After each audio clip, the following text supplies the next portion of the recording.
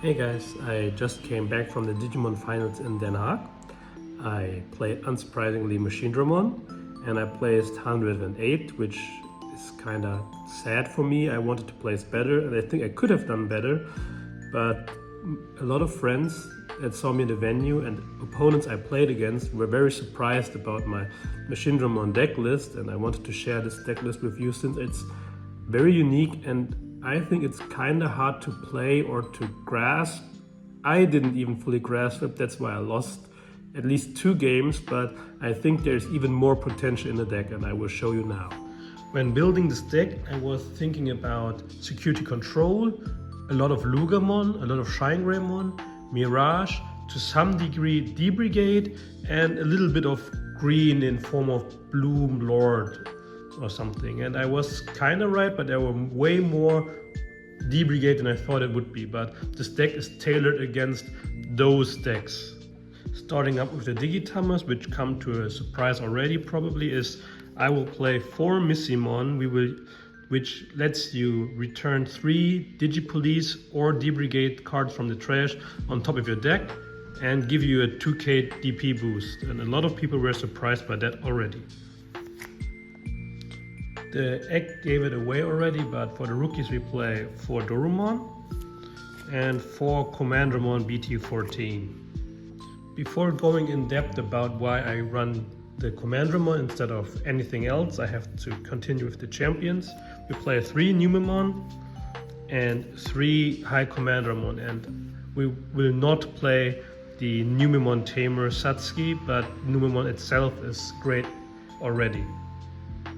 If you think about it, Commandramon does a lot for the deck. First up, Commandramon and High Commandramon are both cyborgs, which will benefit all of your cyborg synergy cards, just like Chaosdramon X and BT11 Machinedramon. Second, both have the same inherit, which will give you extra layers of protection, and even protection from Chaos Degrade, Long K, Superior Mode, if you have another D-Brigade on the board, which is, because of play cost 3 and 4, not too hard. Lastly, we have Numemon. It's a 3 cost level 4. It has Digipolice trait. It has generic blocker inherit. There's so much you can do with Numemon, and even just extending your plays. Numemon was a real MVP in the weekend. These were the level 3s and 4s, and I cannot stretch enough what the Commandramon engine does. It gets rid of the fear of decking out, generic blocker inherit, and more protection, and even potential to unbrick yourself. Now onto the interesting level 5s in Machinedramon. I will show you the duplicates I play. I play 2 Metal Tyrannomon, 2 Megadramon, and 2 Metal Greymon. This is the only duplicates I play. The reason I play 2 of those is that they are generically strong and you want to see them every match. So you want to attack unsuspended Digimon, you want to delete play cost 3 Tamer or Digimons. It's kinda dead in the Machinedramon matchup, but it still does its work in every other matchup. Red hybrids are really sad when they see you slam him at the first level 5. And Metal Tyrannomon, which is very good against security control and extremely good against Machinedramon. The rest of the level 5 are kind of standard. Volcanomon, Metal Greymon, Metal Mamamon, Andromon, Metal Tyrannomon, Metal Greymon, Megadramon, and Gigadramon. I don't think the level 5 needs a lot of explanation. Maybe Andromon and Metal Tyrannomon, because they have generic counterparts in the Metal Greymon and Gigadramon, which also gave reboot and blockers. But I decided to run with these 2 because if you play training, you can use them for extra search and trash setup. That's why I stuck with those 2. For DP, I run these 2, and it comes up more often than not that you have to hit a few DP thresholds when swinging to security or even other Digimons, and the benchmark for it is mostly 15k. Chaosdramon X gets over it really easy if you have Metal Greymon, but Chaosdramon itself needs more than Metal Greymon, so we also have Megadramon, and to top it off we also run Missimon, so DP is most likely not an issue if you play well. And lastly, we have Digimon, which comes to a surprise to a lot of people, but it's actually really good. 2k DP in your opponent's turn does actually a lot. Let's say we face Bloomlord. If they rush the Bloomlord, it's 14k, so they can't get over it. Let's say we face Mirage. Mirage itself is 12k. It cannot swing over your Chaosdramon if you have Gigadramon, and the burst mode is 15k. If you have Chaosdramon X and you have the Gigadramon, you get on 15k. They have ways to get over it or around it somehow, but they have to play accordingly, which might lead to them not finishing you just because you just have the inherit. But the main reason I play Gigadramon is against Fenrir-Lugamon. Fenrir-Lugamon gets on 18k DP easily, but sometimes they go to 16 or 17 when they suspend Fangmon for Alliance or Lugamon or something, depending on their track setup, and you can catch them off guard by using Gigadramon and the tie I will show you later. On a side note, I tried to swap this DP2K for a piercing, but it felt like winning more and it did more harm than good, because sometimes I pierced over a Digimon, burned their security with Machinedramon and checked 3, which in theory sounds amazing, but if I don't make the DP checks, it might die in the security and I will have to get rid of 2 sources. I don't like to do it uncontrollably, so I cut down the piercing for DP+. And now for the main Digimon of this deck, I actually run 3 of BT11 Machinedramon, 2 of EX1 Machinedramon, only 3 Chaosdramon, which hurts a lot, and 2 Chaosdramon X. I know I said it myself, I don't like to cut down Chaosdramon from 4 to 3, and I don't like to play Machinedramon from 2 to 3, but it makes sense once I explain it and you think about it. The main reason I didn't want to play BT11 Machinedramon on 3 is because I feared of decking out myself. Now the problem is solved with Missimon, which will keep stacking your deck and will prevent you from decking out. So that fear is gone.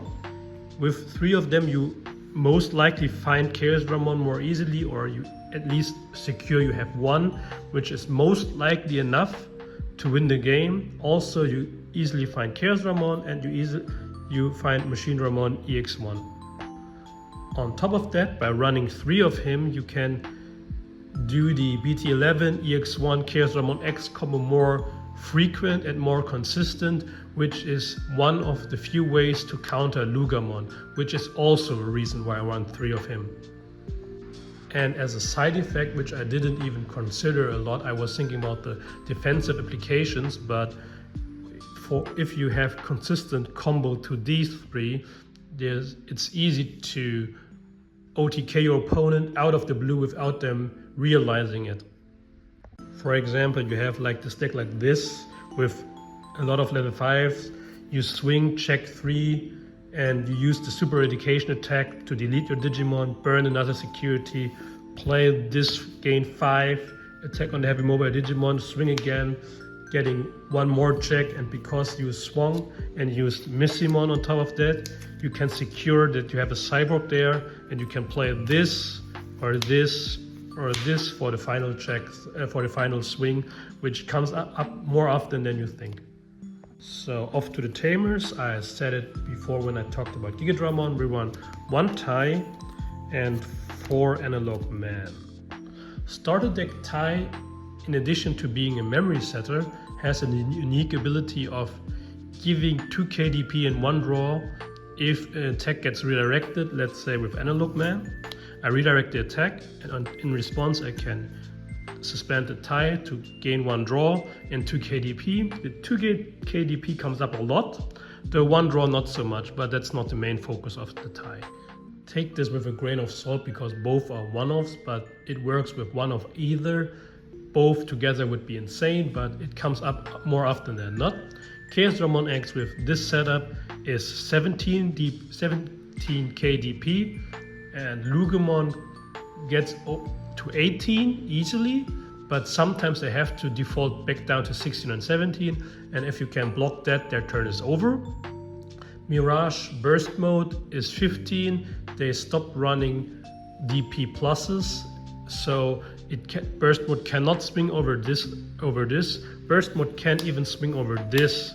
So this is your way to outplay Mirage if you happen to have this.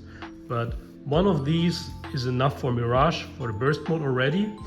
But that matchup is kind of tricky in itself, but this is your main way to counterplay it. And lastly, the options: 2 attack on the heavy mobile Digimon, 3 defense training, 1 super eradication attack, and 1 DG dimension.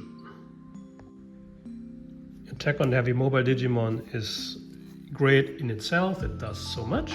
It play extension, hand size control against Mirage, it catches your opponent by surprise, and the security effect is also very good, which is identical to the security effect of super eradication attack. But super eradication attack is just a one-off, but every time I resolve this card I won, because this card does a lot. Super eradication attack in combination with Chaosdramon X does a lot. Super eradication lets you delete one of your Digimon to delete one of your opponent's Digimon, and if you delete Chaosdramon X, the opponent has to burn a security, which is with its own effect. You can choose to protect it. Let's say if you have this in this stack with a lot of level 5s, or you can trigger DBT11, Machinedramon, Beyond Deletion to send down an Analog Man. Then you play this. Because you played it for free, you gain 5 memory if you put 5 sources under it. Then you combine it with this, so you get Rush and Blitz, which is not necessary anymore because you just gain 5 memory, and the turns get only crazy from there. Sadly, just a one-off because it's hard to fit in the space, and multiple of this can brick your hand, but I was mostly happy if I see that card, even if it's early in the game. Defense training is like memory boosts. I sometimes miss memory boosts, but this was more efficient, so I run 3 of these. I'm not sure if I keep running 3 defense trainings. I might cut it down to 2, but for the moment and for the event I run 3 because I was never unhappy to see it, but I didn't in the late game I didn't even resolve them. I just played them because they are cheap, which is also a valid reason to play them. The last option is DG Dimension. It costs 8, but it will reduce by 1 if you have a Black Tamer. It will de-digivolve 3 of your opponent's Digimons by 1, and then delete play cost 6 or lower. The part with the de-digivolve comes in handy against Lugamon, which will most likely end up in them passing turn because you digivolve Fenrir Luger down to Soul Luger. If they did not pass turn, you at least kill 3 of their champions, which they summoned with the Fenrir Luger, and they will most likely pass turn if they go into Fenrir again, if they haven't already passed turn. But also a good side effect is it will get rid of all the Ace Digimon since they are play cost 4 or lower. So if this gets hit in a security late in the game, it will most likely swing the game in your favor, and it's not too bad to play this to get rid of Ace Digimon, and it's also very good against Shine. This is overall a good security bomb, a comeback card. You might sometimes need luck to win, and this will most likely swing the game in your favor if it's get hit in security. So this was the deck for the event. I still think I could have done way better, but it was my mistake that I lost and not the deck's fault. I just misplayed horribly. So yeah, there's that. I hope you try it out. And there are a lot of combos I didn't go in depth about because the video is so long already. If you still have any questions or suggestions, just text me on Discord or anywhere. I will gladly answer them. I hope you enjoyed the video, and special shout out to the people I met at the event and talked about the deck with me. I hope you enjoyed the deck list, and I see you on the next big event. See you next time.